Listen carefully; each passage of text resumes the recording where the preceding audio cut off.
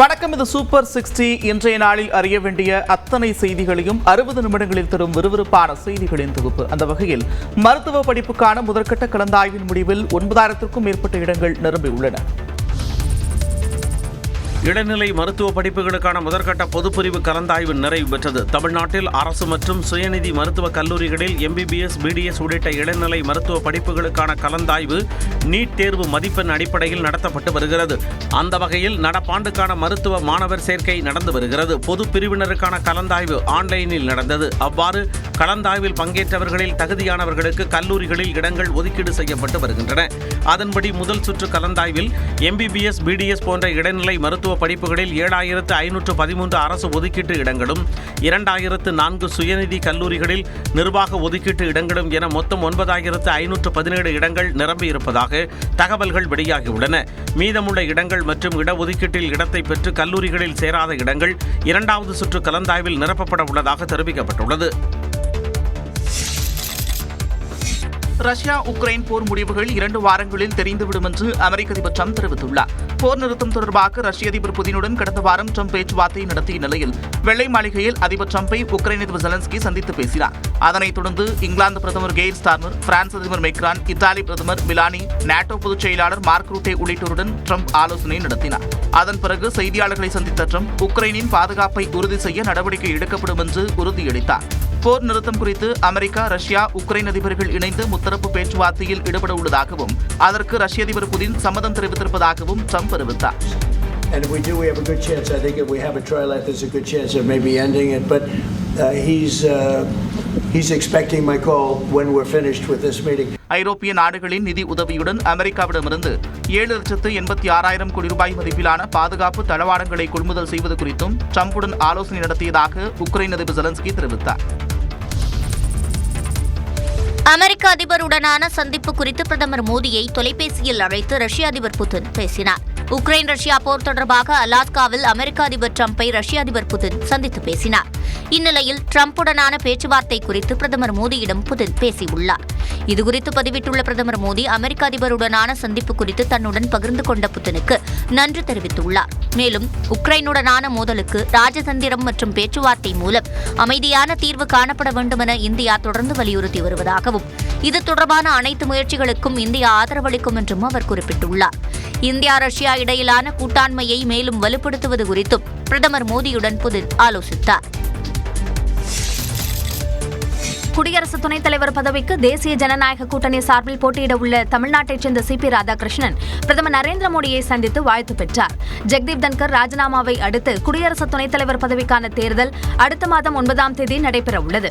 அதற்கான தேசிய ஜனநாயக கூட்டணி வேட்பாளராக சிபி ராதாகிருஷ்ணன் அறிவிக்கப்பட்டார். அதனைத் தொடர்ந்து நேற்று டெல்லி சென்ற அவர் பிரதமர் நரேந்திர மோடியை சந்தித்து வாழ்த்து பெற்றார். சிபி ராதாகிருஷ்ணனை மத்திய இணையமைச்சர் எல் முருகன் சந்தித்து வாழ்த்து தெரிவித்தார். அவர்களோடு தமிழக பாஜக தலைவர் நயினார் நாகேந்திரன், தமிழிசை உள்ளிட்டோரும் சந்தித்து வாழ்த்து தெரிவித்தனர். நாளை மறுநாளுடன் வேட்புமனு தாக்கலுக்கான கால அவகாசம் நிறைவடையும் நிலையில் நாளை சிபி ராதாகிருஷ்ணன் வேட்புமனு தாக்கல் செய்கிறார். இதனிடையே காங்கிரஸ் தலைவர் மல்லிகார்ஜுன கார்கேவை தொடர்பு கொண்ட மத்திய அமைச்சர் ராஜ்நாத் சிங் ஆதரவு கோரினார். தமிழ்நாடு முதலமைச்சர் மு க ஸ்டாலினையும் தொடர்பு கொண்டு பேசிய ராஜ்நாத் சிங் சிபி ராதாகிருஷ்ணனுக்கு ஆதரவு கோரியதாக தகவல் வெளியாகியுள்ளது. இந்தியா கூட்டணி கட்சிகள் சார்பில் வேட்பாளரை நிறுத்துவது குறித்து பரிசீலிக்கப்பட்டு வருகிறது. இதன் ஒரு பகுதியாக டெல்லியில் நாடாளுமன்ற வளாகத்தில் காங்கிரஸ் கட்சித் தலைவர் மல்லிகார்ஜுன கார்கே தலைமையில் ஆலோசனைக் கூட்டம் நடைபெற்றது. இந்த கூட்டத்தில் காங்கிரஸ் பொதுச் செயலாளர் கே சி வேணுகோபால், திமுக நாடாளுமன்ற குழு தலைவர் கனிமொழி, திருச்சி சிவா, திரிணாமுல் காங்கிரசின் டெரிகோ ஓப்ரேன் உள்ளிட்ட இந்தியா கூட்டணி தலைவர்கள் கலந்து கொண்டனர். திமுகவைச் சேர்ந்த ஒருவர் அல்லது சசி தரூரின் பெயர்கள் பரிசீலிக்கப்பட்டதாக கூறப்பட்டது. சந்திரயான் திட்ட இயக்குநரும் தமிழ்நாட்டைச் சேர்ந்தவருமான மயில்சாமி அண்ணாதுரையின் பெயர் பரிசீலிக்கப்படுவதாகவும் தகவல் வெளியானது. ஆனால் அது உறுதிப்படுத்தப்படவில்லை. இந்த நிலையில் நேற்று மாலை கார்கேவின் இல்லத்தில் மீண்டும் ஆலோசனை கூட்டம் நடைபெற்றது. கூட்டத்தில் உறுதியான முடிவு எட்டப்படாத நிலையில் இன்று பகல் 12:30 மணிக்கு மீண்டும் ஆலோசனை கூட்டம் நடைபெற உள்ளது.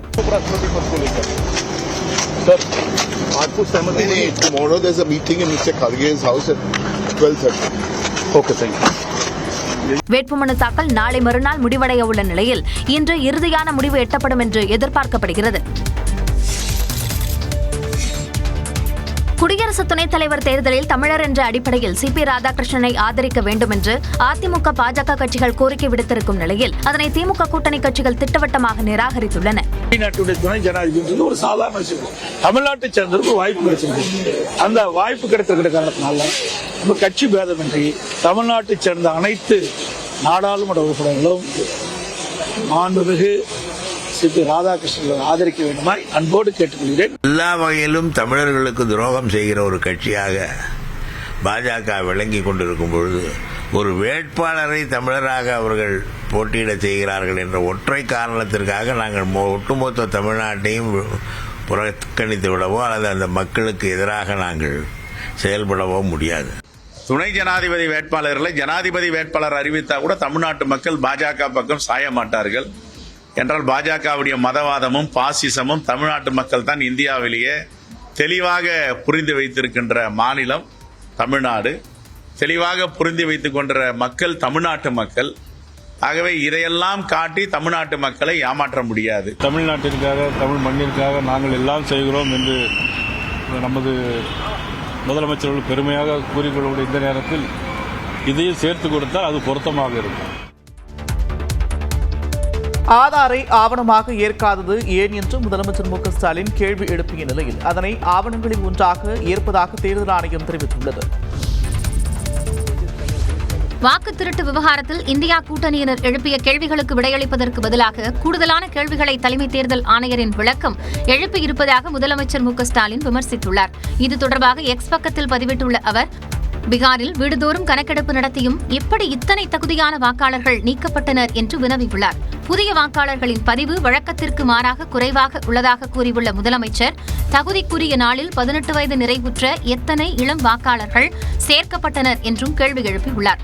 வாக்காளர் பதிவுக்கான விதிகளின் கீழ் விசாரணைக்கான நடைமுறை, 2 முறை முறையீடு செய்வதற்கான வாய்ப்பு மற்றும் அதற்கான காலக்கெடு ஆகியவை எதிர்வரும் பீகார் மாநில தேர்தலில் பெருமளவிலான வாக்காளர்களை விலக்கச் செய்யும் வாய்ப்பு இருப்பதாகவும் இந்த விவகாரத்தை தேர்தல் ஆணையம் எவ்வாறு தீர்க்கப் போகிறது என்றும் கவலை தெரிவித்துள்ளார். பிற மாநிலங்களில் சிறப்பு தீவிர திருத்தம் மேற்கொள்ளப்படும் போது இந்த நடைமுறை சிக்கல்களை தேர்தல் ஆணையம் கணக்கில் கொள்ளுமா என்றும் முதலமைச்சர் வினவியுள்ளார்.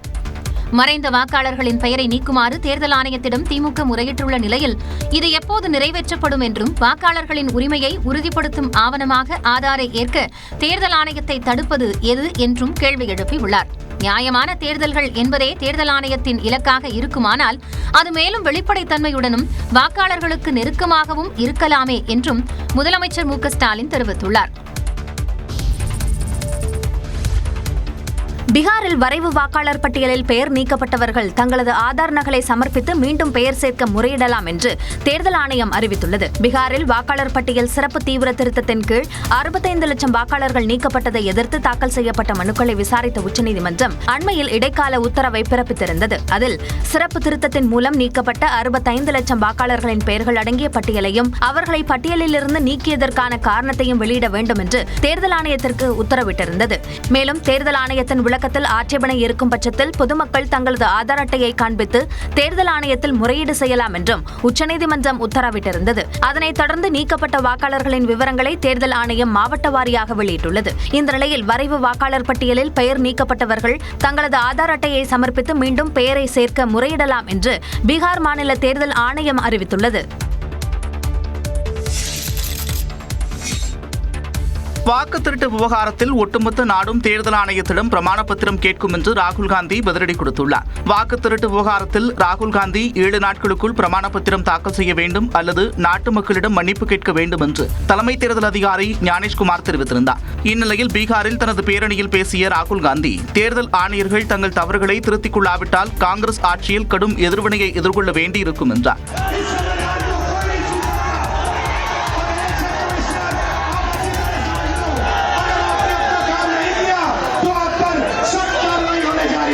பிரதமர் மோடியும் இந்திய தேர்தல் ஆணையமும் இணைந்து பாரத தாயை தாக்கவும் அரசியலமைப்பை அளிக்கவும் முயற்சிப்பதாக கூறிய ராகுல் காந்தி, அதற்கு தான் ஒருபோதும் அனுமதிக்க மாட்டேன் என்றார். வாக்கு திருட்டு விவகாரத்தில் தன்னிடம் பிரமாண பத்திரம் கேட்கும் தேர்தல் ஆணையத்திடம் மக்கள் பிரமாண பத்திரம் கேட்பார்கள் என்றார்.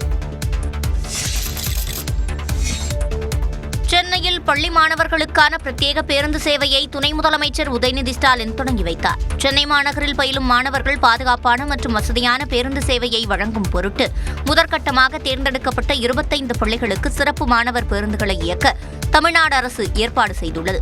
இந்த பேருந்துகள் மாணவர்களை மட்டுமே ஏற்றிக்கொண்டு அவர்களை பள்ளி வளாகத்தில் உள்ளே சென்று விடவும் மீண்டும் பள்ளி வளாகத்திலிருந்து ஏற்றிக்கொண்டு உரிய வழித்தடத்தில் கொண்டு விடவும் அறிவுறுத்தப்பட்டுள்ளது.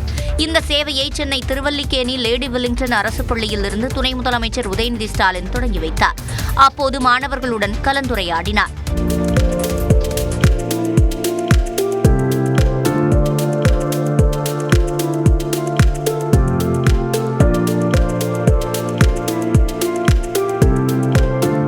மேலும் மாணவர்களுக்கான பேருந்து பயண அட்டையையும் உதயநிதி வழங்கினார். இந்த நிகழ்ச்சியில் போக்குவரத்துத்துறை அமைச்சர் சிவசங்கர் உள்ளிட்டோர் கலந்து கொண்டனர்.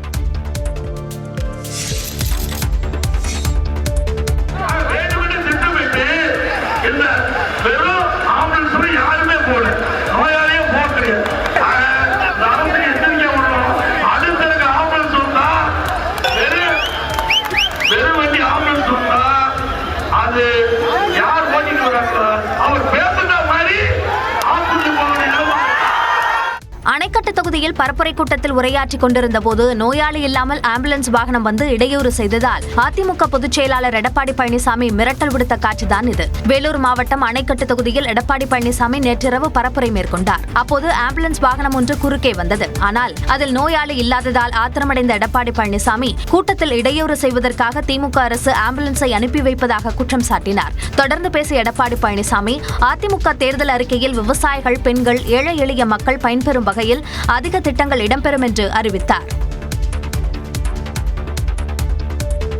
தான் எந்தவித உள்நோக்கத்துடனும் பேசவில்லை என்று கமல்ஹாசனுக்கு கொலை மிரட்டல் விடுத்த நடிகர் ரவிச்சந்திரன் உயர்நீதிமன்றத்தில் தெரிவித்திருக்கிறார். மாநிலங்களவை உறுப்பினர் கமல்ஹாசனுக்கு கொலை மிரட்டல் விடுத்த வழக்கில் முன்ஜாமீன் கோரி துணை நடிகர் ரவிச்சந்திரன் தாக்கல் செய்த மனு குறித்து காவல்துறை பதிலளிக்க சென்னை உயர்நீதிமன்றம் உத்தரவிட்டுள்ளது. அண்மையில் நடிகர் சூர்யாவின் அகரம் அறக்கட்டளையின் 15ஆம் ஆண்டு விழாவில் கலந்து கொண்ட மக்கள் நீதி மய்யம் கட்சியின் தலைவர் கமல்ஹாசன் சனாதனம் குறித்து பேசினார். இதனால் கமல்ஹாசனின் சங்கை அறுத்து விடுவேன் என்று கொலை மிரட்டல் விடுக்கக்கூடிய வகையில் சின்னத்திரை துணை நடிகர் ரவிச்சந்திரன் பேசியிருந்தார். இந்த விவகாரத்தில் ரவிச்சந்திரன் மீது நடவடிக்கை எடுக்க கோரி மக்கள் நீதி மய்யம் சார்பில் சென்னை மாநகர காவல் ஆணையரகத்தில் புகார் அளிக்கப்பட்டது. இந்நிலையில் தனக்கு முன்ஜாமீன் கோரி துணை நடிகர் ரவிச்சந்திரன் சென்னை உயர்நீதிமன்றத்தில் மனு தாக்கல் செய்தார். அதில் தான் எந்த உள்நோக்கத்துடனும் பேசவில்லை என்று தெரிவித்திருந்தார். இந்த வழக்கை விசாரித்த சென்னை உயர்நீதிமன்றம் ரவிச்சந்திரன் மனு குறித்து காவல்துறை பதிலளிக்க உத்தரவிட்டது. மதுரையில் போராட்டத்தில் ஈடுபட்ட தூய்மை பணியாளர்கள் கைது செய்யப்பட்டனர். சென்னையை தொடர்ந்து மதுரை மாநகராட்சியிலும் பல்வேறு கோரிக்கைகளை நிறைவேற்ற கோரி தூய்மை பணியாளர்கள் போராட்டத்தில் ஈடுபட்டனர். தனியார் மயத்தை கைவிடுதல், பணி நிரந்தரம், ஊதிய உயர்வு உள்ளிட்ட கோரிக்கைகளை வலியுறுத்தி இந்த காத்திருப்பு போராட்டம் நடைபெற்றது.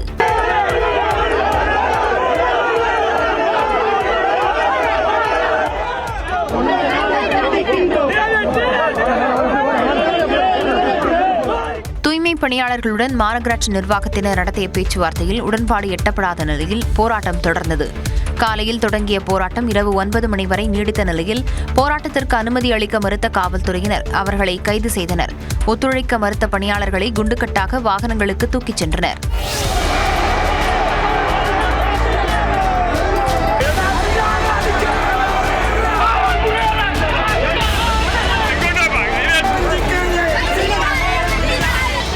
இதேபோல நெல்லை மாநகராட்சியிலும் தூய்மை பணியாளர்கள் போராட்டத்தில் ஈடுபட்டனர். கடந்த 3 ஆண்டுகளாக தூய்மை பணியாளர்களிடம் பிடித்தம் செய்யப்பட்ட PF உள்ளிட்டவை அலுவலகத்தில் செலுத்தப்படவில்லை எனவும் அவர்கள் குற்றம் சாட்டினர்.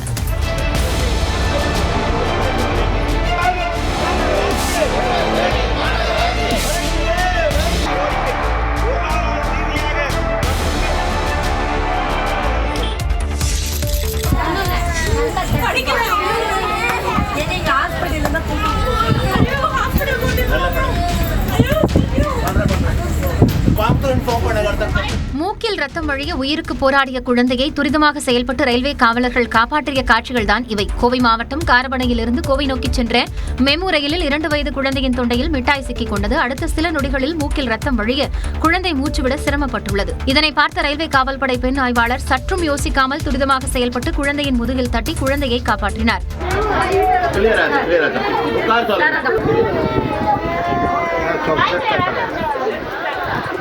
ரயில் கோவை வந்தடைந்ததும் குழந்தையை சிகிச்சைக்காக அரசு மருத்துவமனைக்கு அனுப்பி வைத்தனர். ரயில்வே காவல் ஆய்வாளரின் இந்த செயல் பலரின் பாராட்டுகளையும் பெற்றுள்ளது. அமைச்சர் ஐ பெரியசாமிக்கு சொந்தமான இடங்களில் நடத்தப்பட்ட சோதனையில் சொத்துக்கள், முதலீடு தொடர்பான ஆவணங்கள், டிஜிட்டல் சாதனங்களும் கைப்பற்றப்பட்டுள்ளதாக அமலாக்கத்துறை தெரிவித்துள்ளது. அமைச்சரும் திமுக மூத்த தலைவர்களில் ஒருவரான ஐ பெரியசாமி வீட்டில் கடந்த சனிக்கிழமையன்று அமலாக்கத்துறையினர் சோதனை நடத்தினர். சென்னை, திண்டுக்கல் உள்ளிட்ட இடங்களில் அமைச்சர் ஐ பெரியசாமி மற்றும் அவரது மகனும் எம்எல்ஏவுமான செந்தில்குமார் மற்றும் மகளின் வீடுகள், அலுவலகங்கள், அவர்களுக்கு தொடர்புடைய இடங்களில் அமலாக்கத்துறை அதிகாரிகள் சோதனை நடத்தினர். அப்போது சில முக்கிய ஆவணங்களை அமலாக்கத்துறையினர் நகல் எடுத்துச் சென்றதாக கூறப்படுகிறது. இந்நிலையில் சோதனையின் போது சொத்து, முதலீடு தொடர்பான ஆவணங்கள் மற்றும் டிஜிட்டல் சாதனங்கள் பறிமுதல் செய்யப்பட்டுள்ளதாக அமலாக்கத்துறை தனது எக்ஸ் பக்கத்தில் தெரிவித்துள்ளது. காரைக்குடி அழகப்பா பல்கலைக்கழகத்தின் 36வது பட்டமளிப்பு விழாவில் ஆளுநர் ஆர் என் ரவி பங்கேற்ற நிலையில் உயர்கல்வித்துறை அமைச்சர் கோவிச்செழியன் புறக்கணித்தார். சிவகங்கை மாவட்டம் காரைக்குடி அழகப்பா பல்கலைக்கழகத்தின் 36வது பட்டமளிப்பு விழா திங்கட்கிழமை நடைபெற்றது. இதில் தமிழ்நாடு ஆளுநரும் பல்கலைக்கழக வேந்தருமான ஆர் என் ரவி சிறப்பு விருந்தினராக பங்கேற்று மாணவர்களுக்கு பட்டங்களை வழங்கினார். இந்த பட்டமளிப்பு விழாவில் 43,163 மாணவர்களுக்கு பட்டங்கள் வழங்கப்பட்டன.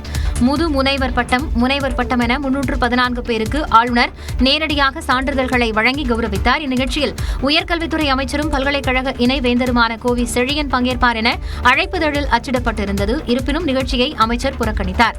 ஆளுநருக்கும் தமிழ்நாடு அரசிற்கும் ஏற்பட்டுள்ள பனிப்போர் காரணமாக அமைச்சர் நிகழ்ச்சியை புறக்கணித்துள்ளார்.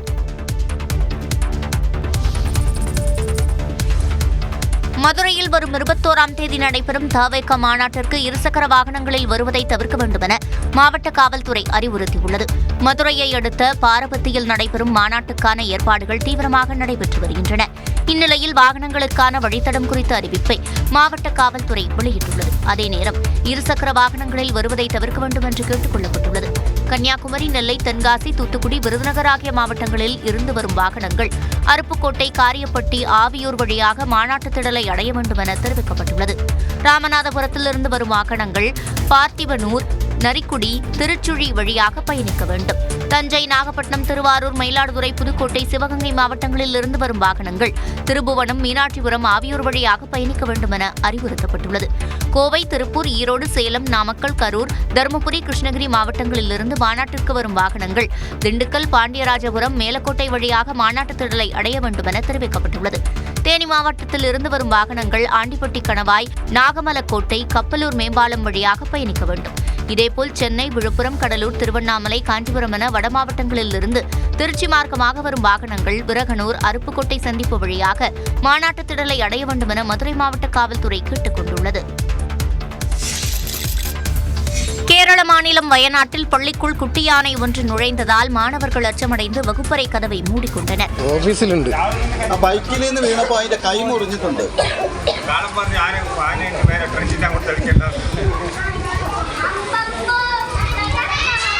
வயநாடு மாவட்டத்தில் உள்ள புல்பள்ளி கிராமத்தில் சேக்காடி அரசு பள்ளிக்குள் பிறந்து சில நாட்களே ஆன யானைக்குட்டி திடீரென உள்ளே நுழைந்தது.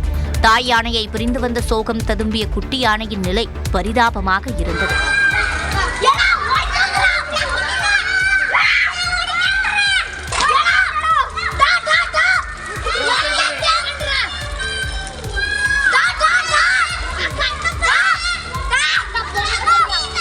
குட்டி யானையை கண்ட பள்ளி மாணவிகள் கூச்சலிட்டு வகுப்பறைகளின் கதவுகளை மூடினர்.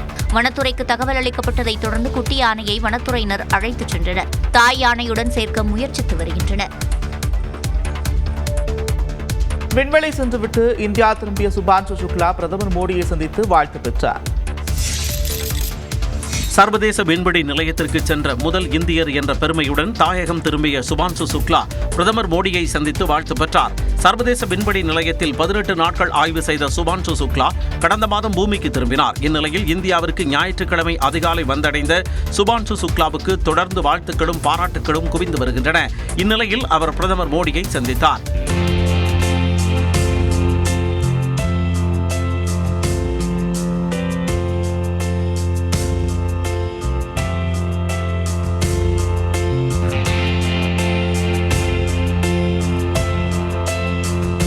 தனது விண்வெளி பயண அனுபவம் குறித்து பிரதமரிடம் அவர் பகிர்ந்து கொண்டார். முன்னதாக சுபான்சு சுக்லாவின் சாதனைகள் குறித்து மக்களவையில் சிறப்பு விவாதம் நடைபெற்றது.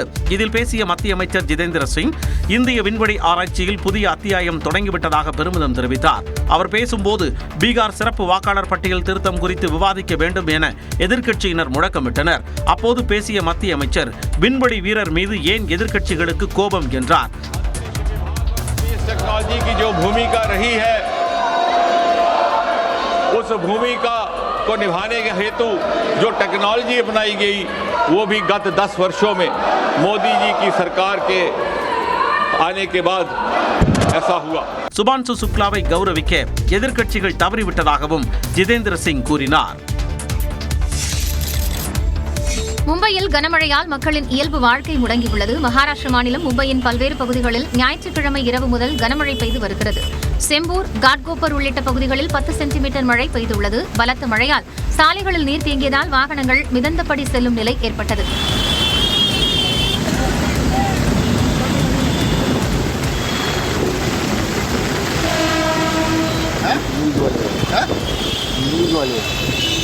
न्यूज वाले हो तो फिर नीचे जाके बनाओ ना थोड़ा सा. பல்வேறு சாலைகளில் போக்குவரத்து முடங்கியதால் காலையில் பணிக்கு சென்றவர்கள் தவித்தனர். விட்டுவிட்டு மழை பெய்ததால் நீர் வடியாத நிலையில் பல்வேறு சாலைகள் வெள்ளக்காடாக காட்சியளிக்கின்றன. தண்டவாளங்களிலும் நீர் தேங்கி நிற்பதால் மின்சார ரயில்கள் தாமதமாக இயக்கப்பட்டு வருகின்றன. போக்குவரத்து முடங்கியதால் பொதுமக்கள் தேவையின்றி வீடுகளை விட்டு வெளியே வர வேண்டாம் என காவல்துறை அறிவுறுத்தியுள்ளது.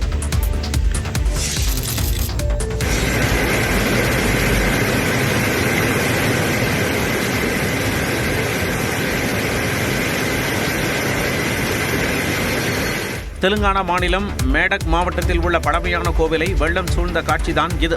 தெலுங்கானாவில் பெய்து வரும் கனமழையால் அங்குள்ள நீர்நிலைகளில் வெள்ளம் பெருக்கெடுத்து ஓடுகிறது. நிரம்பி வரும் அணைகளில் இருந்து தண்ணீர் திறக்கப்பட்டு வருகிறது. அந்த வகையில் சிங்கூர் அணையில் இருந்து மதகுகள் வழியாக தண்ணீர் திறக்கப்பட்டுள்ளது. இதனால் மஞ்சிரா ஆற்றில் வெள்ளம் ஏற்பட்டுள்ளது.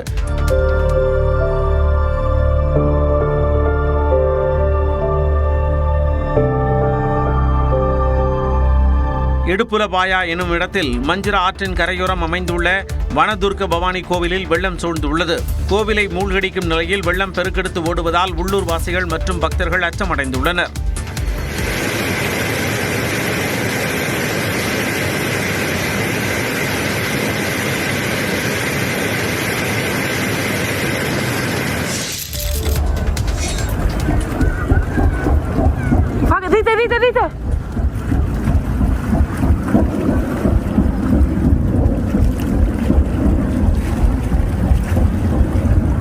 சுமார் 300 பேருடன் ஜெர்மனியில் இருந்து புறப்பட்ட விமானம் ஒன்று நடுவானில் தீப்பிடித்த பரபரப்பு காட்சிகளே இவை. ஜெர்மனியின் கொர்ஃபு பகுதியில் இருந்து அந்நாட்டைச் சேர்ந்த காண்டோர் என்ற நிறுவனத்தின் விமானம் புறப்பட்டது. அதில் 273 பயணிகள் மற்றும் 8 விமான குழுவினர் இருந்துள்ளனர். அந்த விமானம் புறப்பட்ட சில நிமிடங்களில் அதன் வலது பக்க என்ஜினில் தீப்பிடித்தது. நடுவானில் இந்த விபத்து ஏற்பட்டதை பார்த்த விமான குழுவினர் அதிர்ச்சியடைந்தனர்.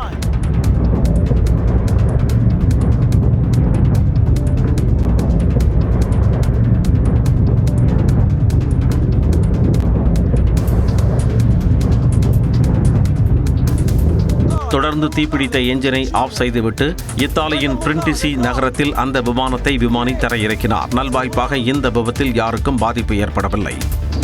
Fire, fire, fire. Porco Dio. Destroy the engine, destroy the engine.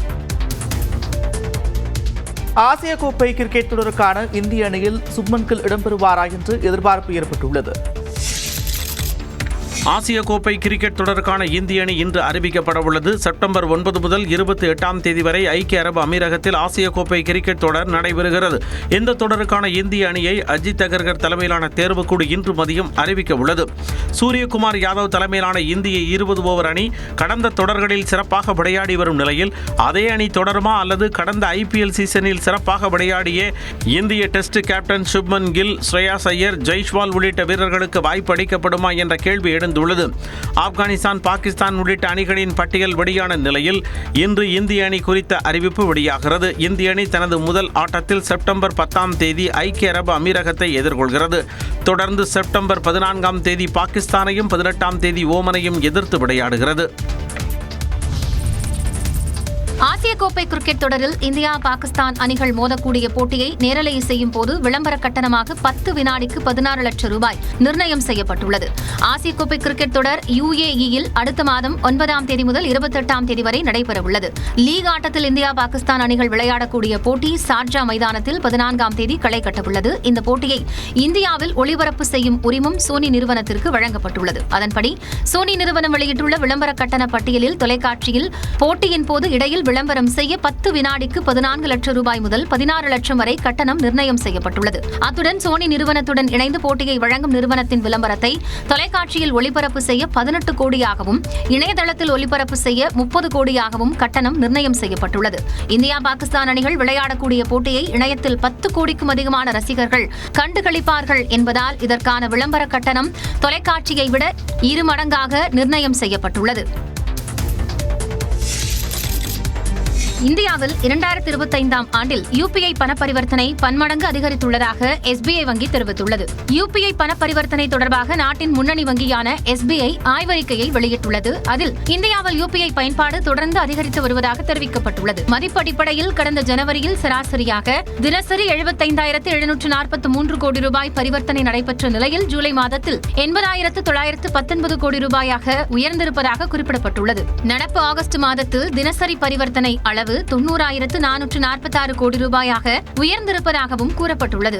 UPI பண பரிவர்த்தனை மதிப்பளவில் மட்டுமின்றி UPI பண பரிமாற்றத்தின் எண்ணிக்கை அடிப்படையிலும் அதிகரித்து வருகிறது. அதன்படி ஜூலை மாதத்தில் தினசரி பண பரிவர்த்தனையின் எண்ணிக்கை 67 கோடியே 50 லட்சமாக அதிகரித்துள்ளது. மேலும் மாநில அளவிலான UPI பயன்பாடு குறித்த தரவுகளையும் national payments corporation of India வெளியிட்டுள்ளது. அதன்படி UPI பயன்பாட்டில் மகாராஷ்டிரா முதலிடத்தில் உள்ளது. ஜூலை மாதத்தில் நடைபெற்ற ஒட்டுமொத்த பரிவர்த்தனையில் மகாராஷ்டிரா மட்டும் 9.8 விழுக்காடு பங்களிப்பை கொண்டுள்ளது. அதற்கடுத்த இடங்களில் கர்நாடகாவும் உத்தரப்பிரதேசமும் இடம் பிடித்துள்ளன.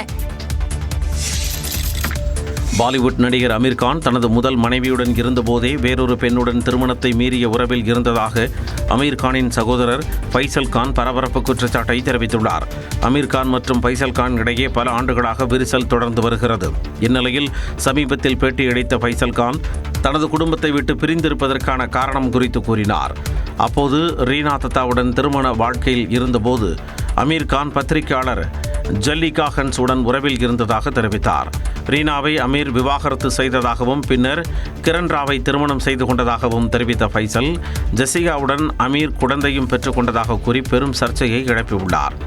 மேலும் திருமணம் செய்ய தாம் தயாராக இல்லாததால் தன்னை மனநலம் சரியில்லாதவர் என தனது குடும்பத்தினர் கூறியதாகவும் அவர் தெரிவித்தார்.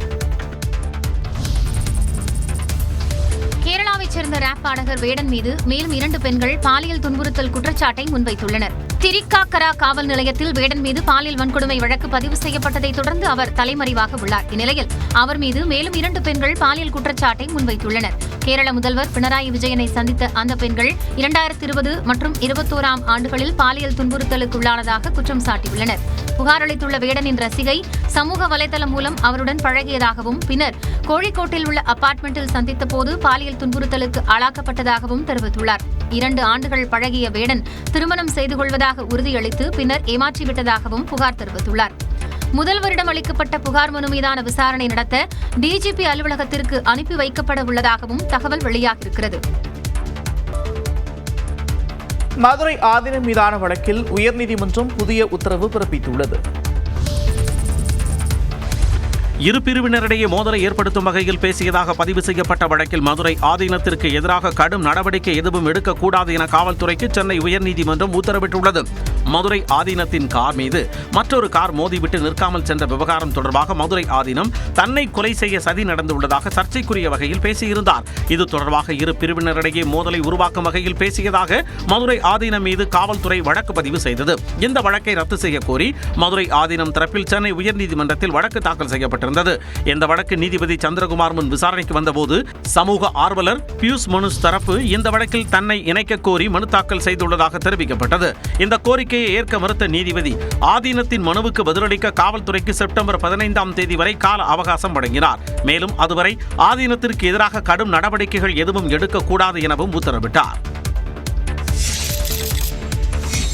தென்காசி மாவட்டம் சங்கரன்கோவிலில் நகர்மன்ற தலைவர் பதவியை மீண்டும் திமுக கைப்பற்றியது. 30 வார்டுகளை கொண்ட சங்கரன்கோவில் நகராட்சியின் தலைவராக இருந்த உமா மகேஸ்வரி கடந்த 2 மாதங்களுக்கு முன்பு கொண்டுவரப்பட்ட நம்பிக்கையில்லா தீர்மானம் மூலமாக பதவியை இழந்தார்.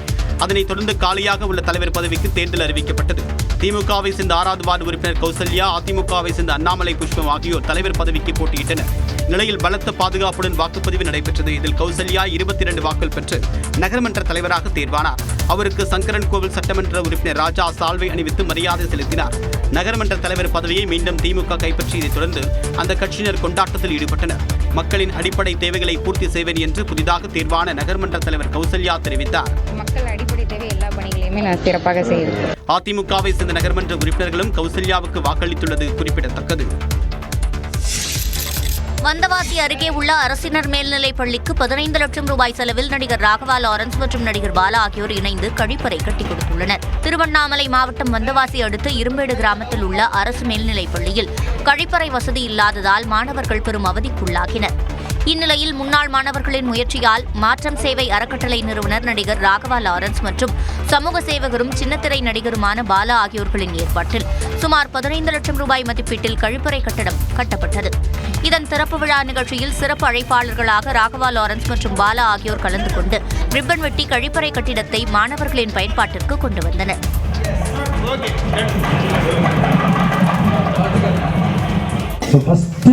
தாய் தந்தை மதிங்க, அவங்க கிட்ட ஆசீர்வாதம். ஏன் ஒவ்வொரு நாளும் நான் எங்க அம்மா கிட்ட ஆசீர்வாதம் வாங்காத நாளே இல்லை.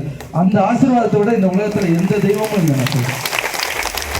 மாணவர்கள் மத்தியில் உரையாற்றிய நடிகர் ராகவா லாரன்ஸ் தாய் தந்தையை மதிக்க வேண்டும், அனைவருக்கும் உதவி செய்ய வேண்டும் என அறிவுரை வழங்கினார்.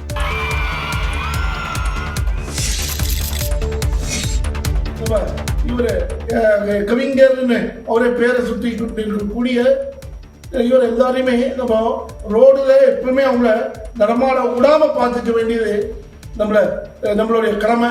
அதே மாதிரி வைரமுத்து எங்கே நின்ற போனாலுமே எப்பவுமே ஒரு பக்கா ஹிந்து துரோகி, ஹிந்து விரோதிங்கிறத அவரு நிரூபிச்சுட்டார். அவர் கூட இருக்கிறவங்க எல்லாருமே ஹிந்து பேர்ல நம்ம இது பண்ணிட்டு இருக்காங்க. ராமர் குறித்து இழிவாக பேசிய கவிஞர் வைரமுத்து ஒரு இந்து விரோதி என்றும் அவரை சாலையில் நடக்கவிடக் கூடாது என்றும் மிரட்டல் விடுக்கும் துணியில் மன்னார்குடி ஜீயர் பேசிய காட்சிகள் தான் இவை. மன்னார்குடி ஜீயர் என்று அழைக்கப்படும் செண்டலங்கார ராஜ மன்னார் செய்தியாளர்களை சந்தித்தார். அப்போது பேசிய அவர் வைரமுத்து பேச்சுக்கு கண்டனம் தெரிவித்தார். இந்து விரோத செயலில் ஈடுபடுவது நாளுக்கு நாள் அதிகரித்து இருப்பதாக கூறிய அவர் விநாயகர் சதுர்த்திக்கு கட்டுப்பாடுகள் விதிக்கும் அரசு மற்ற மதம் சார்ந்த விழாக்களுக்கு கட்டுப்பாடுகள் விதிக்காதது ஏன் என கேள்வி எழுப்பினார். கடலூர் அடுத்த வளைமாதேவியில் கிராம மக்கள் மீது கொலைவெறி தாக்குதல் நடத்தியதாக சிஐஎஸ்எஃப் அதிகாரியை கண்டித்து பொதுமக்கள் போராட்டத்தில் ஈடுபட்டனர். புவனகிரி அடுத்த வளையமாதேவி கிராமத்தைச் சேர்ந்த ஸ்ரீனிவாசன் என்எல்சி நிறுவனத்திற்குரிய இடம் வழியாக சென்றதாகவும் அதை சிஐஎஸ்எஃப் வீரர் தடுத்து நிறுத்திய போது இருவருக்கும் இடையே வாக்குவாதம் ஏற்பட்டு கைகலப்பில் முடிந்ததாகவும் கூறப்படுகிறது. இதில் சிஐஎஸ்எஃப் வீரர் தாக்கியதில் ஸ்ரீனிவாசன் படுகாயமடைந்தார்.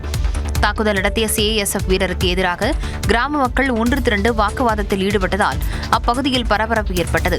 இது தொடர்பாக தகவல் அறிந்து வந்த காவல்துறையினர் சிஐஎஸ்எஃப் வீரரை விசாரித்தனர். அதில் அவர் மது அருந்திவிட்டு ஸ்ரீனிவாசனை தாக்கியது தெரியவந்தது. மத்திய பாதுகாப்பு படை வீரரை காவல்துறையினர் கைது செய்தனர். இந்த விவகாரத்தில் மாவட்ட நிர்வாகம் மற்றும் என்எல்சி உடனடியாக தலையிட்டு தாக்குதலுக்கு ஆளான ஸ்ரீனிவாசனுக்கு உரிய இழப்பீடு தர வேண்டும் என பொதுமக்கள் கோரிக்கை விடுத்துள்ளனர்.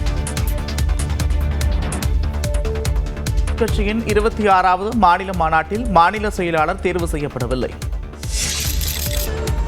இந்திய கம்யூனிஸ்ட் கட்சியின் மாநில செயலாளர் தேர்வு ஒத்திவைக்கப்படுவதாக தெரிவிக்கப்பட்டுள்ளது.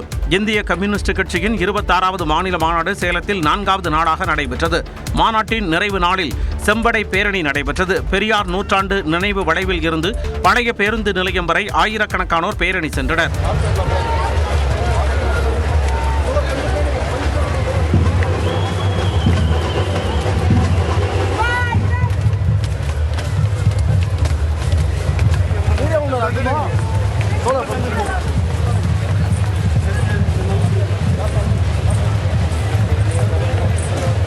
முன்னதாக இந்த மாநாட்டின் இறுதியில் கட்சியின் அடுத்த மாநில செயலாளரை தேர்வு செய்ய முடிவு செய்யப்பட்டிருந்தது. இந்நிலையில் இந்த மாநாட்டில் பல்வேறு தீர்மானங்கள் குறித்து விரிவாக விவாதிக்கப்பட்டது. மேலும் தொண்டர்கள் கூட்டம் அதிகமாக இருந்ததால் மாநில செயலாளர் தேர்வை அக்கட்சி தலைமை ஒத்திவைத்தது.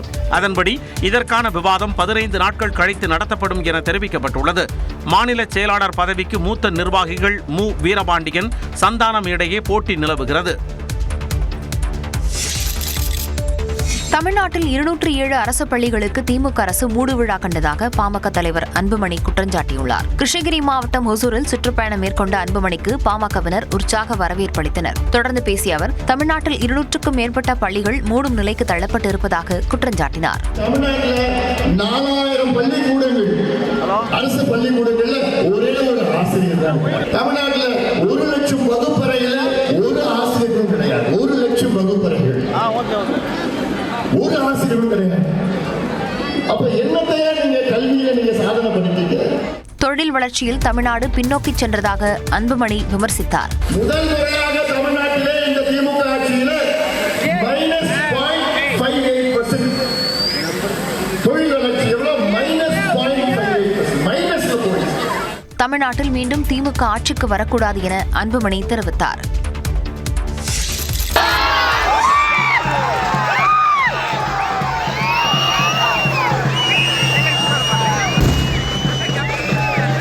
அரியலூரில் ரதத்தில் பரப்புரை செய்து கொண்டிருந்த பிரேமலதா விஜயகாந்த் சாலையோரம் நடனக்கலைஞர்கள் விஜயகாந்த் போல வேடமணிந்து நடத்திய கலை நிகழ்ச்சி மேடைக்கு ஆர்வத்துடன் சென்ற காட்சியே இது. அரியலூரில் தேமுதிக சார்பில் உள்ளம் தேடி இல்லம் நாடி என்ற பெயரில் கட்சியின் பொதுச் செயலாளர் பிரேமலதா விஜயகாந்த் ரதத்தில் பயணித்து பரப்புரை மேற்கொண்டார். அப்போது அவரை வரவேற்கும் விதமாக பேருந்து நிலையம் அருகே அமைக்கப்பட்டிருந்த மேடையில் நடனக்கலைஞர்கள் விஜயகாந்த் வேடமணிந்து நிகழ்ச்சி நடத்தினர். அவர்களை கண்ட பிரேமலதா விஜயகாந்த் உடனடியாக கீழே இறங்கி மேடைக்கு சென்று உரையாற்றினார். தமிழ்நாட்டில் தேமுதிக மூன்றாவது பெரும் கட்சியாக இன்னைக்கு வரைக்கும் இருக்கும். அதை நம்பர் 1 கட்சியாக கொண்டு வர வேண்டிய வெற்றி கனிகளை கேப்டன் ஆலயத்திலே தலைவர் காலடியிலே சமர்ப்பிக்கும் நாள் தான் தேமுதிகவுக்கான வெற்றி நாள். முன்னதாக காலணி விற்பனையகம் சென்ற அவர் காலணிகள் வாங்கி கொடுத்தார்.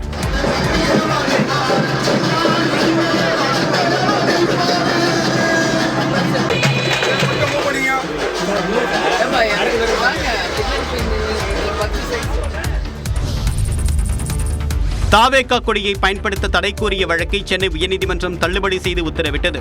சிவப்பு, மஞ்சள், சிவப்பு நிறத்திலான கொடியை தாவேகா பயன்படுத்தக்கூடிய நிலையில் அதே வடிவில் தங்களுடைய வணிக சின்னத்தை பதிவு செய்திருப்பதால் தாவேகாவின் கொடிக்கு தடை விதிக்க உத்தரவிடக் கோரி தொண்டை மண்டல சான்றோர் தர்ம பரிபாலன சபையின் தலைவர் பச்சையப்பன் சென்னை உயர்நீதிமன்றத்தில் வழக்கு தாக்கல் செய்திருந்தார்.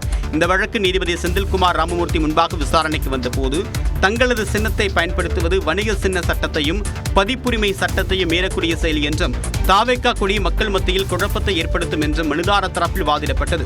தாவேகா தரப்பில் ஆஜரான வழக்கறிஞர் தாவேகாவும் சரி மனுதாரரும் சரி எந்த வணிகத்திலும் ஈடுபடவில்லை என்பதால் கொடி மீது உரிமை கோர முடியாது என்றும் மனுதாரரின் கொடியை ஒப்பிடும்போது தாவேகா கொடி முற்றிலும் மாறுபட்டது என்றும் வாதிடப்பட்டது. மேலும் தாவேகா கொடியால் எப்படி இழப்பு ஏற்பட்டது என்பதை மனுதாரர் விளக்கவில்லை என்பதால் தடை கோரிய மனுவை தள்ளுபடி செய்ய வேண்டும் என்றும் தாவேகா தரப்பில் கோரிக்கை வைக்கப்பட்டது.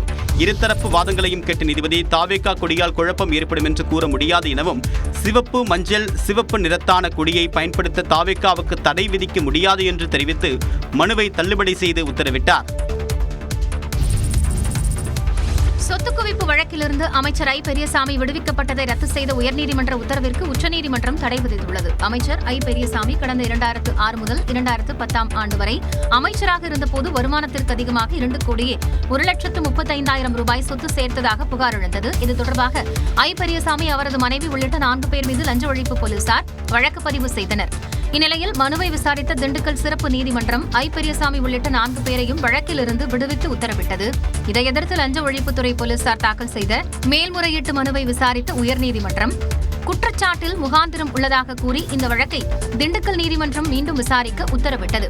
இந்த தீர்ப்பை எதிர்த்து ஐ பெரியசாமி தரப்பில் உச்சநீதிமன்றத்தில் மேல்முறையீடு செய்யப்பட்டது. இந்த மனுவை விசாரணைக்கேற்ற நீதிபதி திபாங்கர் தத்தா சொத்து குவிப்பு வழக்கிலிருந்து அமைச்சர் ஐ பெரியசாமியை விடுவித்த கீழமை நீதிமன்ற தீர்ப்பை ரத்து செய்த சென்னை உயர்நீதிமன்ற உத்தரவிற்கு இடைக்கால தடை விதித்தார். மேலும் இந்த வழக்கு தொடர்பாக பதிலளிக்கும்படி தமிழக லஞ்ச ஒழிப்பு போலீசாருக்கு நோட்டீஸ் அனுப்பவும் நீதிபதி உத்தரவிட்டார். டாஸ்மாக் வழக்கில் அமலாக்கத்துறை விசாரணைக்கு விதிக்கப்பட்ட தடை தொடர்வதாக உச்சநீதிமன்றம் உத்தரவிட்டுள்ளது. சுமார் 1000 கோடி ரூபாய் அளவிற்கு முறைகேடு நடந்துள்ளதாக எழுந்த புகாரின் அடிப்படையில் டாஸ்மாக் நிறுவனத்திற்கு எதிராக அமலாக்கத்துறையினர் சட்டவிரோத பண பரிமாற்றத்தின் கீழ் வழக்கு பதிவு செய்து சோதனையில் ஈடுபட்டனர். அமலாக்கத்துறையின் நடவடிக்கைகளுக்கு தடை விதிக்க சென்னை உயர்நீதிமன்றம் மறுப்பு தெரிவித்த நிலையில் தமிழ்நாடு அரசு மற்றும் டாஸ்மாக் நிர்வாகம் சார்பில் உச்சநீதிமன்றத்தில் மேல்முறையீடு செய்யப்பட்டது. அதனை விசாரித்த நீதிமன்றம் டாஸ்மாக் முறைகேடு தொடர்பான விவகாரத்தில் அமலாக்கத்துறையினர் மேற்கொண்டு விசாரணை நடத்த தடை விதித்து உத்தரவிட்டது. இந்நிலையில் தலைமை நீதிபதி B.R. கவாய் அமர்வில் இந்த வழக்கு மீண்டும் விசாரணைக்கு வந்தது. அப்போது ஆஜரான அமலாக்கத்துறை தரப்பு இதுவரை பதில் மனு தாக்கல் செய்யாததால் வழக்கை ஒத்திவைக்க வேண்டும் என கோரிக்கை விடுத்தது. அதனை ஏற்று வழக்கு விசாரணையை 4 வாரத்திற்கு ஒத்திவைத்து நீதிபதிகள் உத்தரவிட்டனர். அதுவரை இந்த விவகாரத்தில் அமலாக்கத்துறைக்கு விதிக்கப்பட்ட தடை தொடரும் என்றும் தெரிவிக்கப்பட்டது.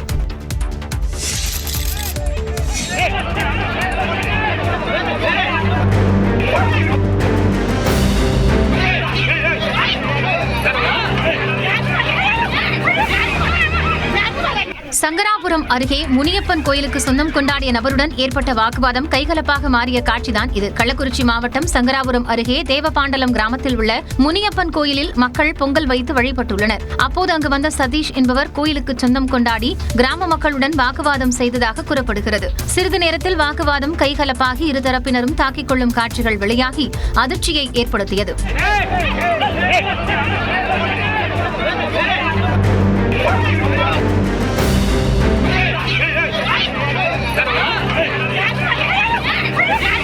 இந்த சம்பவத்தில் சதீஷ் தாக்கியதில் இருவருக்கு காயம் ஏற்பட்டு சிகிச்சைக்காக அரசு மருத்துவமனையில் அனுமதிக்கப்பட்டனர்.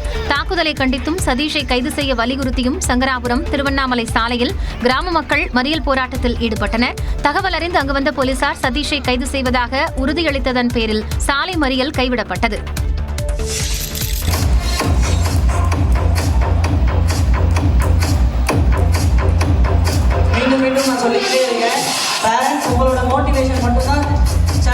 ரத்த தானம் வழங்குவதை வலியுறுத்தி தனியார் அமைப்பு சார்பில் 3 வயது முதல் 60 வயது வரையிலானவர்களுக்கு ஃபேஷன் ஷோ நடைபெற்றது. சென்னை அடையாறில் செயல்படும் இந்த அமைப்பு ரத்த தானம் செய்வதன் மூலம் ஒரு உயிர் காக்கப்படுகிறது என்பதை வலியுறுத்தி கடந்த 5 ஆண்டுகளாக ஃபேஷன் ஷோவை நடத்தி வருகிறது.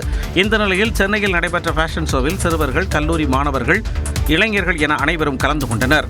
அனைவரின் உள்ளத்தை கவரும் வகையில் சிறுவர்களின் ஃபேஷன் ஷோ அமைந்திருந்தது. வண்ண வண்ண ஆடைகளை அணிந்து அனைவரும் தங்களது திறமைகளை வெளிப்படுத்தினர்.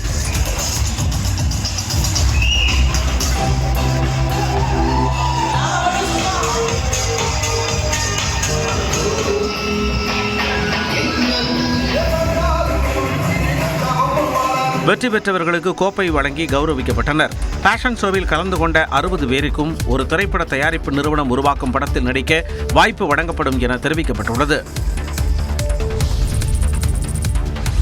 3 ஆண்டுகளுக்கு மேலாக நிலுவையில் உள்ள 3 ஆண்டுகள் வரை தண்டனை விதிக்கக்கூடிய வழக்குகளை அடையாளம் கண்டு முடித்து வைக்க ஏதுவாக சென்னை உயர்நீதிமன்றம் தாமாக முன்வந்து வழக்குகளை விசாரணைக்கு எடுத்துள்ளது.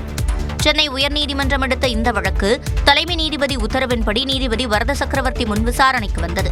அப்போது 3 ஆண்டுகளுக்கு மேலாக நிலுவையில் உள்ள 3 ஆண்டுகள் வரை தண்டனை விதிக்கக்கூடிய வழக்குகள் குறித்த விவரங்களை வழங்கும்படி வழக்கறிஞர்கள், காவல்துறையினர் வழக்கு தொடுத்தவர்களுக்கு அறிவுறுத்திய நீதிபதி வழக்கு தொடர்பாக பதிலளிக்கும்படி தமிழ்நாடு மற்றும் புதுச்சேரி அரசுக்கும் உத்தரவிடப்பட்டுள்ளது. மேலும் சமரசம் செய்யத்தக்க வழக்குகளை அடையாளம் கண்டு வழக்கை முடித்து வைக்கலாம் எனவும் தகுதியான வழக்குகளை திரும்பப் பெறுவது குறித்து காவல்துறைக்கு ஆலோசனைகள் வழங்கப்படும் எனவும் நீதிபதி தெரிவித்தார். அத்துடன் செக் மோசடி வழக்குகளிலும் சமரசம் செய்வது குறித்து முயற்சிக்கப்படும் எனவும் தெரிவித்துள்ளார்.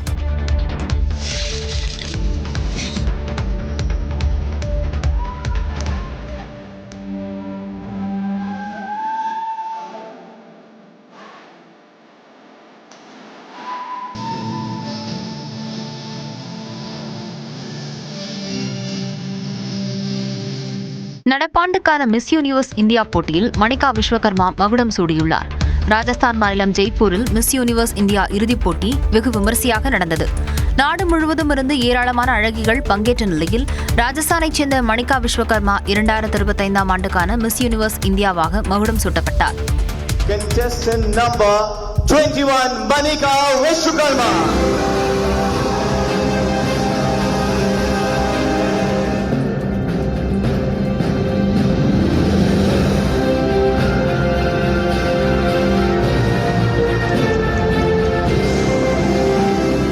இந்த பட்டம் வென்றதை தொடர்ந்து வரும் நவம்பர் மாதம் தாய்லாந்தில் நடைபெறவுள்ள மிஸ் யூனிவர்ஸ் போட்டியில் இந்தியா சார்பில் மணிகா விஸ்வகர்மா கலந்து கொள்ள உள்ளார்.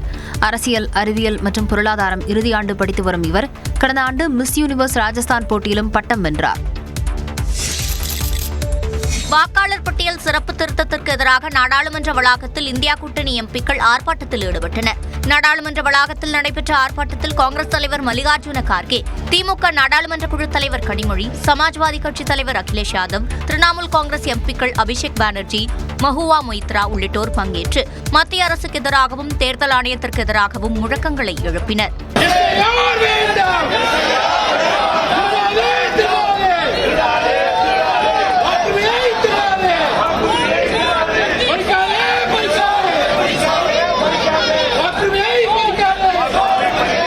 தேர்தல் ஆணையம் அளித்த விளக்கம் பல்வேறு சந்தேகங்களை எழுப்பியுள்ளதாக திமுக மாநிலங்களவை குழு தலைவர் திருச்சி சிவா தெரிவித்துள்ளார். தேர்தல் ஆணையம் வந்து கொடுத்த அவருடைய பேட்டி என்பது விளக்கம் தருவதற்கு பதிலாக மேலும் பல வினாக்களை எழுப்பியிருக்கின்றது. ராகுல் காந்தி அவர்கள் எதிர்க்கட்சி தலைவர், மக்களவையில் இருப்பவர், ஆதாரங்களை தந்தால் அபிடவிட் தாருங்கள் என்று சொல்வதற்கு இது ஒன்று நீதிமன்றம் அல்ல. தேர்தல் ஆணையம் பொறுப்புடன் விளக்கமளிக்கவில்லை என்றும் அவர் கூறினார். தலைமை தேர்தல் ஆணையர் ஞானேஷ்குமாருக்கு எதிராக பதவி நீக்க தீர்மானம் கொண்டுவர எதிர்க்கட்சிகள் முடிவு செய்துள்ளதாக தகவல் வெளியாகியுள்ளது. வாக்கு திருட்டு நடந்திருப்பதாக மக்களவை எதிர்க்கட்சித் தலைவர் ராகுல் காந்தி குற்றம் சாட்டியிருந்தார். இதுகுறித்து விளக்கமளித்த தலைமை தேர்தல் ஆணையர் ஞானேஷ்குமார், ராகுல் காந்தியின் குற்றச்சாட்டு அரசியலமைப்பை அவமதிக்கும் செயல் என்றார். மேலும் தனது கருத்துக்கு ராகுல் மன்னிப்பு கோர வேண்டும் அல்லது கையெழுத்திட்ட பிரமாண பத்திரத்தை தாக்கல் செய்ய வேண்டும் என்றார். இந்நிலையில் ஞானேஷ்குமாருக்கு எதிராக பதவி நீக்க தீர்மானம் கொண்டுவர எதிர்க்கட்சிகள் பரிசீலித்து வருவதாக கூறப்படுகிறது. இதுகுறித்து பேட்டியளித்த மாநிலங்களவை காங்கிரஸ் எம்பி சையத் நசீர் உசேன், இந்திய ஜனநாயகத்தின் அனைத்து கூறுகளையும் பயன்படுத்த உள்ளதாக தெரிவித்தார். தேவைப்பட்டால் பதவி நீக்க தீர்மானம் கொண்டு வருவோம் என்றும் நசீர் உசேன் தெரிவித்தார்.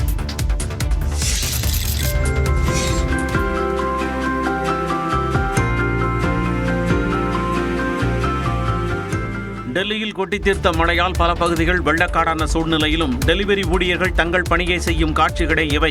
டெல்லியில் கடந்த சில நாட்களாக பெய்த மழையால் பல இடங்களில் வெள்ளம் தேங்கியது. வீட்டை விட்டு வெளியே வர முடியாமல் பொதுமக்களின் இயல்பு வாழ்க்கை பாதிக்கப்பட்டது. இந்நிலையில் தொடர் மழையால் டெல்லி யமுனா ஆற்றில் வெள்ளம் பெருக்கெடுத்து ஓடுகிறது. இது தொடர்பாக டெல்லி முதலமைச்சர் ரேகா குப்தா நேரில் சென்று ஆய்வு நடத்தினார். இந்நிலையில் வெள்ளம் சூழ்ந்த பகுதிகளிலும் டெலிவரி ஊழியர்கள் தங்கள் பணியை செய்து வருகின்றனர். அத்தியாவசிய தேவைகளை வாங்க பொதுமக்கள் வெளியே வர முடியாத நிலையில் டெலிவரி ஊழியர்களின் சேவை மிக முக்கியமான ஒன்றாக பார்க்கப்படுகிறது. இருப்பினும் அவர்கள் பாதுகாப்பற்ற முறையில் இந்த பணியை செய்வதாகவும் விமர்சனங்கள் எழுந்துள்ளன.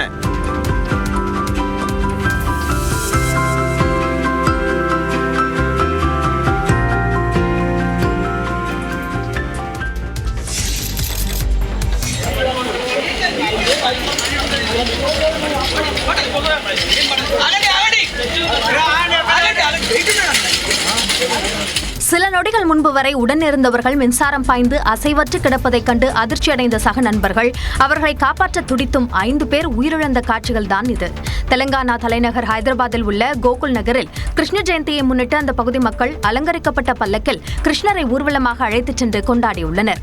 அப்போது எதிர்பாராத விதமாக அலங்கார பல்லக்கின் மீது மின் ஒயர் உரசியதில் அருகில் இருந்தவர்கள் மீது மின்சாரம் பாய்ந்து அவர்கள் தூக்கி வீசப்பட்டனர். இதில் 5 பேர் உயிரிழந்த நிலையில் பலர் காயமடைந்திருப்பதாக கூறப்படுகிறது. காயமடைந்தவர்கள் சிகிச்சைக்காக மருத்துவமனையில் அனுமதிக்கப்பட்டிருக்கும் நிலையில் உயிரிழந்தவர்களின் உடல் ஹைதராபாத்தில் உள்ள காந்தி மருத்துவமனையில் வைக்கப்பட்டது. கிருஷ்ண ஜெயந்தி விழாவில் மின்சாரம் தாக்கி 5 பேர் உயிரிழந்தது அப்பகுதியில் சோகத்தை ஏற்படுத்தியிருக்கும் நிலையில் சம்பவம் குறித்து வழக்கு பதிவு செய்துள்ள போலீசார் விசாரணை மேற்கொண்டு வருகின்றனர். இஸ்ரேலுடன் போர் நிறுத்தத்திற்கு தயார் என்று ஹமாஸ் அமைப்பு அறிவித்துள்ளது. ஹமாஸ் அமைப்பினரால் பிடித்துச் செல்லப்பட்ட இஸ்ரேலியரை மீட்க வலியுறுத்தி இஸ்ரேலில் பல ஆயிரக்கணக்கான மக்கள் போராட்டத்தில் ஈடுபட்டனர். இஸ்ரேல் காசா இடையேயான போர் 2 ஆண்டுகளாக நடைபெற்று வருகிறது. காசாவை தங்களது கட்டுப்பாட்டிற்குள் கொண்டுவர இஸ்ரேல் பிரதமர் பெஞ்சமின் நெத்தன்யாகு முயற்சி மேற்கொண்டு வருகிறார். அதே நேரம் இஸ்ரேலியர்களை காசாவில் உள்ள ஹமாஸ் அமைப்பினர் பிணை கைதிகளாக பிடித்துச் சென்றுள்ளனர். இந்நிலையில் பிணை கைதிகளை மீட்க வலியுறுத்தி இஸ்ரேலின் டெல் அவிவ் நகரில் அந்நாட்டு மக்கள் ஆயிரக்கணக்கானோர் போராட்டத்தில் ஈடுபட்டனர். இதற்கு ஆதரவு தெரிவித்து பல்வேறு வணிக நிறுவனங்களுக்கு விடுமுறை அறிவிக்கப்பட்டது. இதனைத் தொடர்ந்து 1000க்கும் அதிகமானோர் அவர்களுடன் கைகோர்த்து மாபெரும் போராட்டமாக முன்னெடுத்தனர்.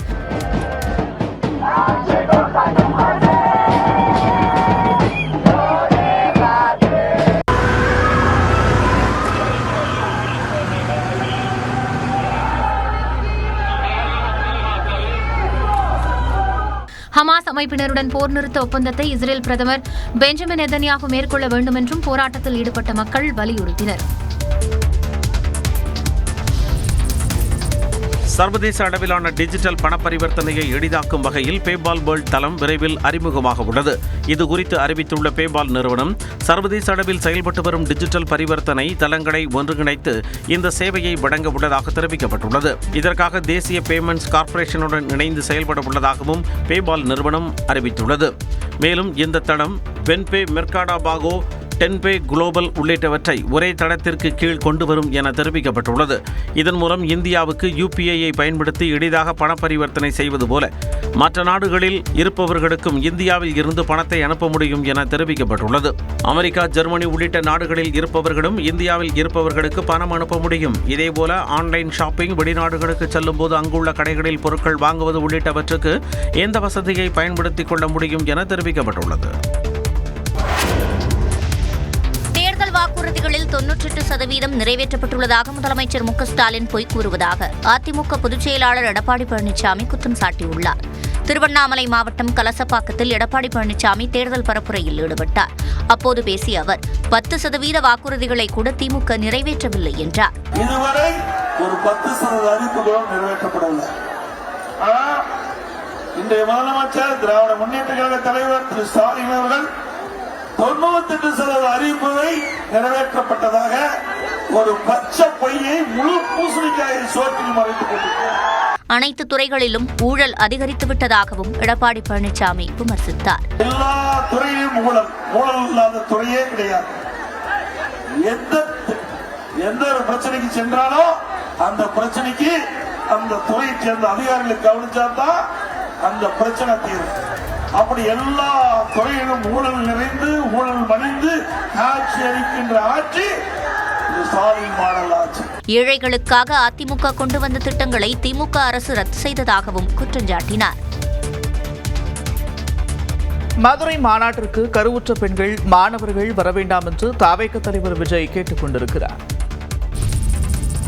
பள்ளி மாணவர்கள் மதுரையில் நடைபெறவுள்ள தமிழக வெற்றிக் கழகத்தின் மாநாட்டிற்கு வர வேண்டாம் என்று அக்கட்சியின் தலைவர் விஜய் அறிவுறுத்தியுள்ளார். தமிழக வெற்றிக் கழகத்தின் 2வது மாநில மாநாடு வருகின்ற வியாழக்கிழமை மதுரையில் நடைபெற இருக்கும் நிலையில் அக்கட்சி தொண்டர்களுக்கு விஜய் கடிதம் எழுதியுள்ளார். அதில் மக்களுடன் மக்களாக இணைந்து நிற்கும் மகத்தான மக்கள் அரசியல் இயக்கமான தவேக மீதான தமிழ்நாட்டு மக்களின் பேரன்பும் பேராதரவும் தேர்தல் அரசியல் களத்தில் விரைவில் நிரூபிக்கப்பட உள்ளதாக குறிப்பிட்டுள்ளார். இந்த நிலையில் மதுரையில் நடைபெறும் மாநாட்டை கர்ப்பிணி பெண்கள், கைக்குழந்தையுடன் இருக்கும் சகோதரிகள், முதியவர்கள், உடல்நலம் குன்றியோர், பள்ளி சிறார்கள், மாற்றுத்திறனாளிகள் ஆகியோர் வீட்டில் இருந்தபடியே நேரலையில் கண்டு மகிழுமாறு விஜய் கேட்டுக் கொண்டுள்ளார். மாநாட்டிற்கு வரும்போதும் மாநாடு நிறைவடைந்து ஊருக்கு திரும்பும் போதும் தொண்டர்கள் அனைவரும் ஒழுங்கையும் பாதுகாப்பையும் ராணுவ கட்டுப்பாட்டுடன் கடைபிடிக்க வேண்டும் என்று கூறியுள்ள விஜய், தவேக தகுதியும் பொறுப்பும் மிக்க ஒரு அரசியல் பேர் இயக்கம் என்பதை நமது ஒவ்வொரு செயலிலும் காட்ட வேண்டும் என்று வலியுறுத்தியுள்ளார்.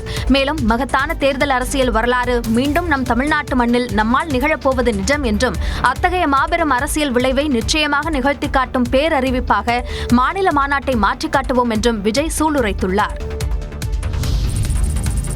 தூய்மை பணியாளர்களை பணி நிரந்தரம் செய்ய வேண்டும் என்பது தற்காலிக கோரிக்கைதான் என்று விடுதலை சிறுத்தைகள் கட்சியின் துணை பொதுச் செயலாளர் வன்னியரசு தெரிவித்துள்ளார். தூய்மை பணியாளர்களை முதலில் பணி நிரந்தரம் செய்ய வேண்டும் என்று கோரிக்கை விடுத்து வந்த விடுதலை சிறுத்தைகள் கட்சியின் தலைவர் திருமாவளவன், பிறகு ஒரு சில சாதியினரே இந்த பணியில் ஈடுபடுவது தொடர்வதால் அவர்களை பணி நிரந்தரம் செய்யக்கூடாது என்றார். இதுகுறித்து விமர்சனங்கள் எழுந்த நிலையில் 90% குறிப்பிட்ட பட்டியலின சமூகத்தை சேர்ந்தவர்களே இந்த பணியில் அமர்த்தப்படுகிறார்கள் என்றும் சமூக பார்வையிலேயே திருமாவளவன் அவ்வாறு கூறியதாகவும் வன்னியரசு விளக்கம் அளித்துள்ளார். மேலும் தூய்மை பணியில் ஈடுபட யாரும் விரும்பி வரவில்லை என்று தெரிவித்திருக்கூடியவர், கர்மயோகி என்ற புத்தகத்தில் இந்த பணி கடவுளுக்கு செய்யக்கூடிய தொண்டு என்று பிரதமர் நரேந்திர மோடி தெரிவித்திருப்பதையும், குடியரசுத் தலைவராக பதவியேற்ற பிறகு தூய்மை பணியாளர்களுடன் திரௌபதி முர்மு கோவிலில் தூய்மை பணியில் ஈடுபட்ட வீடியோ பகிரப்பட்டதையும் அவர் தன்னுடைய பதிவில் குறிப்பிட்டுள்ளார். மனித கழிவுகளை மனிதனே அள்ளக்கூடிய கர்மா மாற்றப்பட வேண்டும் என்றும், எந்த சமூகத்தினரும் மனித கழிவை அகற்றக்கூடிய பணியை எதிர்காலத்தில் செய்யக்கூடாது என்பதே விடுதலை சிறுத்தைகள் கட்சியின் தொலைநோக்கு பார்வை. இந்த பணியில் இயந்திரங்கள் பயன்படுத்தப்பட வேண்டும் என்றும் வன்னியரசு தெரிவித்துள்ளார். செங்கல்பட்டில் அரசு பேருந்தும் தனியார் பேருந்தும் மோதி ஏற்பட்ட விபத்தில் அரசு மருத்துவர் உயிரிழந்த சம்பவம் சோகத்தை ஏற்படுத்தியது. செங்கல்பட்டு அரசு மருத்துவக் கல்லூரி மருத்துவமனை மருத்துவர்கள் மணிக்குமார் மற்றும் பிரவீன் இவர்கள் இருவரும் ராட்டினங்கிணறு பகுதியில் சாலையோரம் நின்று பேசிக் கொண்டிருந்தனர். அப்போது கல்பாக்கத்தில் இருந்து வந்த அரசு பேருந்து பிரேக் கோளாறு காரணமாக தனியார் பேருந்தின் பக்கவாட்டில் மோதியது. இதனால் தனியார் பேருந்து சாலையோர தடுப்பின் மீது மோதிய நிலையில் தடுப்பின் அருகே நின்றிருந்த மருத்துவர்கள் மணிக்குமார், பிரவீன் உட்பட சுமார் 10 பேர் மீதும் மோதியதில் காயமடைந்தனர். அவர்கள் உடனே செங்கல்பட்டு அரசு மருத்துவமனைக்கு கொண்டு செல்லப்பட்ட நிலையில் சிகிச்சை பலனின்றி மருத்துவர் மணிக்குமார் உயிரிழந்தார்.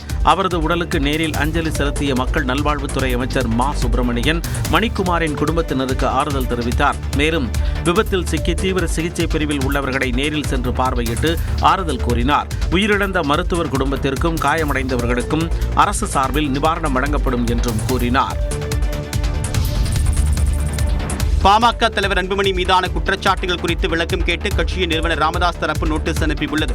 விழுப்புரம் மாவட்டம் பட்டானூரில் ராமதாஸ் தலைமையில் நடைபெற்ற சிறப்பு பொதுக்குழு கூட்டத்தில் அன்புமணி மீது 16 குற்றச்சாட்டுகள் முன்வைக்கப்பட்டன. அதில் பனையூரில் கட்சி அலுவலகம் தொடங்கியது, ராமதாஸ் வீட்டில் ஒட்டு கேட்கக்கூடிய கருவி வைத்தது, ராமதாஸை கேட்காமல் உரிமை மீட்க தலைமைக்காக என்ற பெயரில் நடைப்பயணம் மேற்கொள்வது என்பன உள்ளிட்டவை அடங்கும். இந்நிலையில் பொதுக்குழு கூட்டத்தில் ஒழுங்கு நடவடிக்கை குழு முன்வைத்த குற்றச்சாட்டுகள் குறித்து 24 மணி நேரத்திற்குள் விளக்கம் அளிக்குமாறு அன்புமணிக்கு ராமதாஸ் தரப்பு நோட்டீஸ் அனுப்பியுள்ளது. தபால், மின்னஞ்சல் மற்றும் செல்போன் மூலமாக நோட்டீஸ் அனுப்பி இருக்கக்கூடிய நிலையில் 24 மணி நேரத்திற்குள் விளக்கம் அளிக்க கெடு விதிக்கப்பட்டுள்ளது. அன்புமணி விளக்கம் அளிக்கவில்லை என்றால் அவர் மீது நடவடிக்கை எடுப்பது தொடர்பாக செவ்வாய்க்கிழமை அன்று தைலாபுரத்தில் ஒழுங்கு நடவடிக்கை குழு ஆலோசனை மேற்கொள்ளும் என்றும் கூறப்படுகிறது. இடைநில்லா செய்திகளில் சூப்பர் 60 இத்துடன் நிறைவு பெறுகிறது.